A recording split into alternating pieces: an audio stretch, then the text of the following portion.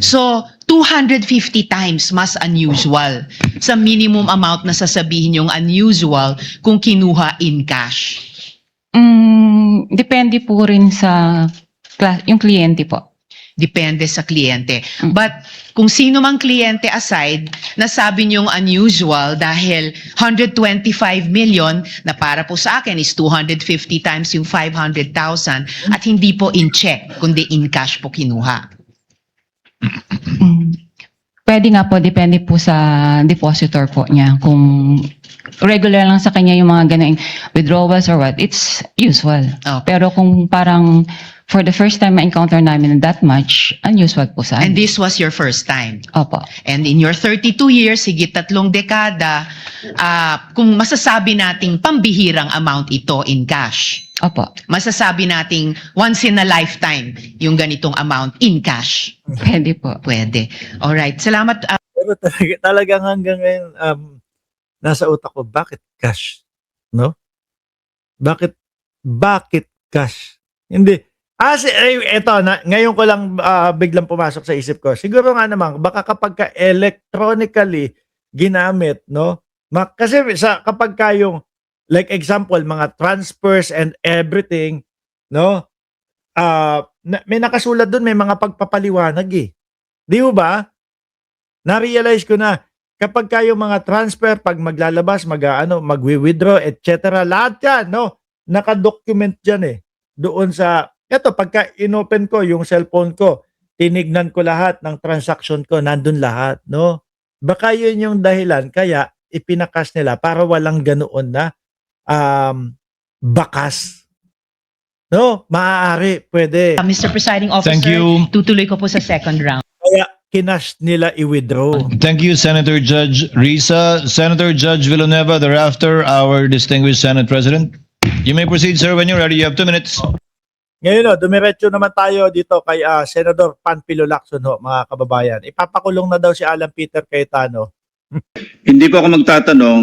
I will only make a manifestation. I'm only wondering why neither the prosecution nor the defense is presenting a competent witness in the handling of intelligence and confidential fund. Kasi po, in my previous life, sa intelligence, sa law enforcement, ang natatandaan ko, kasi limited yung purpose ng intelligence at saka confidential fund.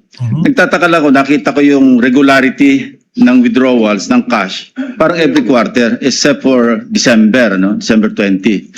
So sana kung para ma-educate kami at saka magkaroon kami ng informed decision later on, sana meron tayong competent witness sa pag-handle ng intelligence. Sabi ni Ma'am Luis Arandasa Quijano, yung mga bank accounts, naka-joint account ni Manscar. Fund or confidential fund.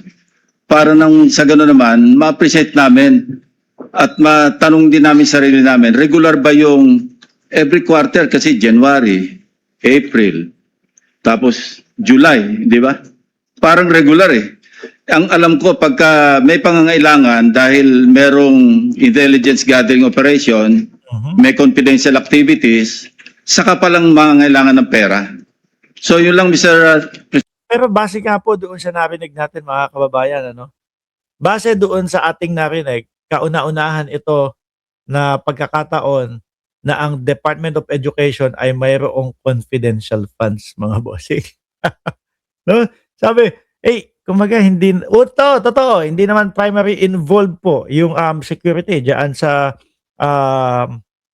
Department of Education. Pero anyway, tuloy natin. Presiding Officer, the defense may also respond or comment so with the prosecution. Thank you. We will recognize both sides, but recognize first to respond to the inquiry of the manifestation, rather, of Senator Judge Lacson, the Honorable Chua. Sabi ni Sir Edong, at time, pag biglang lumaki yung transaksyon, that is very unusual for an account. Kumbaga, rekta mo nang i-report mo na yun, ipagbibigay alam mo na kung saan-saan yun. Pero siguro, iniisip nung bank manager na, Office of the Vice President, iyan.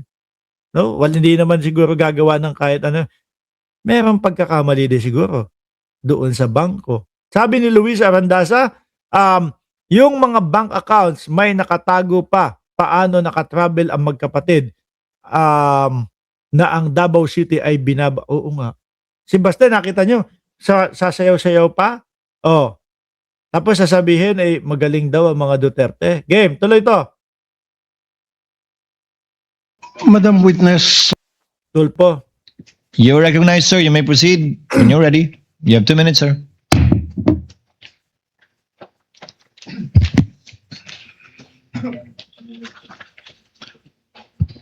Madam Witness, ayon sa COA Circular 2015-01, pagdating sa disbursement ng confidential fund, Sabi ni Chay Chair, sabi na kanina pa may something sa mga bangkong involved. Tsaka yung hindi lang pagre-report doon sa 125 million. ang authorized lang dapat talaga yung head ng agency or yung designated person ng agency na yon.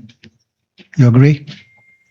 And in this case, ang SDO is Edward Parda. Alam na natin, kanina pa natin pag-usapan. Correct? Yes, sir.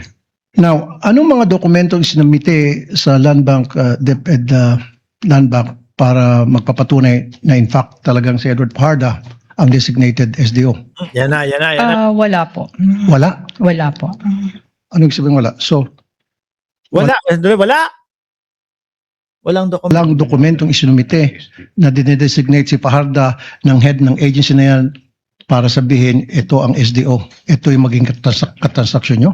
Wala? Wala. Laway lang? Nagpunta po dun si Mr. Fajarda na siya yung payee at nag-present po siya ng identification. Of course, pero dapat meron siyang dokumento. ID lang. Yun nga yung sinasabi ko sa inyo kanina, mga kababayan. No? Ako, bago ko maituloy yung mga transaction ko, eto, maliit lang ho ito hindi 125 million po, mga bossing. It takes like 3 to 5 days bago ko nakumpleto, bago mag-appear sa account ko. Yung, ako na ho yun Mark Ramos to Mark Ramos na ho, mga kababayan. Mark Ramos na bank account ko dito, Mark Ramos na bank account ko sa Pilipinas.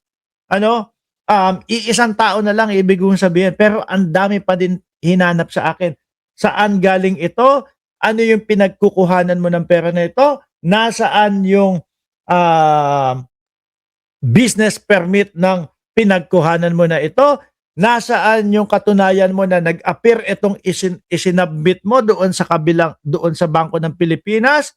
No, nasaan yung katunayan na nag-appear ito sa bangko mo sa Cayman Islands tapos pinadala mo sa Pilipinas and vice versa din ho, mga bossing. Siguro magkano yun? Kung di ako nagkakamali, 52,000 US dollars ho. No, 52,000 US dollars lang ho yun. 3 million lang po yun, mga kababayan.